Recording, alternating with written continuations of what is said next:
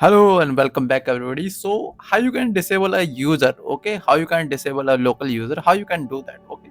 So first of all, open the start bar and search here computer management. Okay, open the computer management and here you can see user and groups, okay? Local user and groups. So click on users, okay.